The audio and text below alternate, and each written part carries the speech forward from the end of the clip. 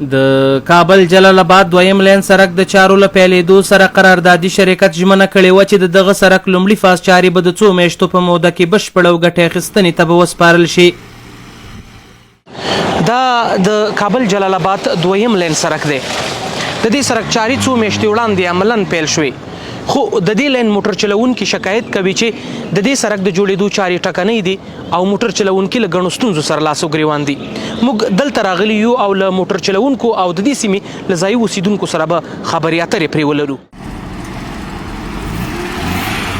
د دغې لویې لارې موټر چلوونکي د سرک د چارو له ټکنۍ کېدو شکایت کوي، وایي په تګ راتګ کې ورته ګڼې ستونزې پیدا شوي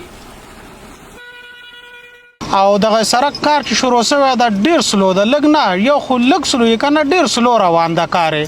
بل ستونزه موږ ته په دغه زیاته ده چې یا مریضان را سره یا ماشومان زنانه دا را سره ډیره زیاته ستونزه ده راته په دغه کې چې په ګړباوه کې راخیزي کله وا مجبور هلته ګاډه راخیزي نه مجبور ښکته کو بیا زنانه او ماشومان دا ټول بیا پیاده را روان دي ګړباوې پاس سره پورې پیاده راخیزي تر هغې سره پورې دا ډېره غټه ستونزه ده. ستونزه موږ له وی چې په ګنټو ناست وو او موږ له موټر نه پیدا کېږي چې موږ خپل ځواخله پکې ورسېږو.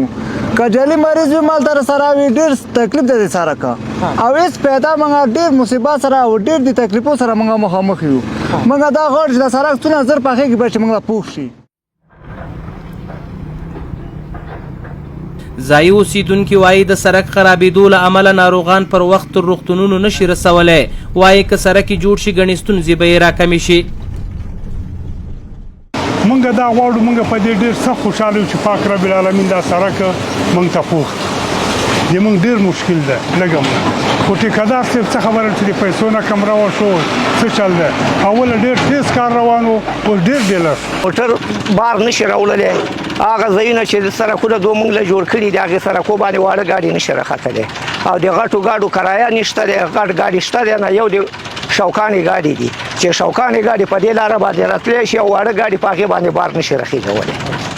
هغه وضاحت دا دی د کابل جلال آباد دویم لین سرک د قراردادي شرکت مسول د چارو کمرنګي مني په وینا یې دغه راتلونکي څو ورځو کې به د سرک کانکریټ اچونه پیل شي. 15 نه تر 16 درجې حرارت کې هغه کانکریټ ریزي کېږي. د دې نه علاوه که اوس هغه مخکینی داسې حالات لیدلی وي نو په دې وړو کې که موږ بعضې نیمه کاره کانکریټونه اچولي دي د هغې دپاره به مو یخ استعمالوو چې په اوبو کې به مو د یخ غوندې اچولې او بیا به مو په هغې باندې هغه په کانکریټ دا غینه ترتیبوه مساله به هم ترتیبوله.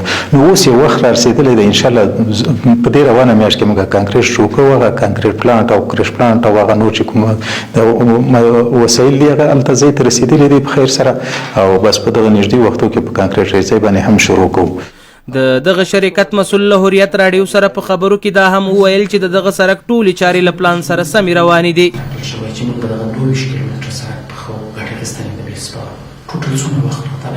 نو اوس انشاءالله زموږ تخنیکي کارونو په رابطه باندې هیڅ نوع مشکل نشته. د وخت په رابطه باندې هغه خو د یو رسمي قرارداد په اساس باندې دغسې پروژې هغه ورکول کېږي. نو د دغه رسمي قرارداد کې زموږ وخت 3 کاله دی. په 3 کالو کې به انشاءالله دا تکمیلېږي. اول فاز 22 کیلومتره، اول لاټ اول فاز 22 کیلومتره دا به انشاءالله په 3 کالو کې تکمیل شي. خو زموږ کارونه چې دي هغه د یو پلان مطابق مخکې روان دي.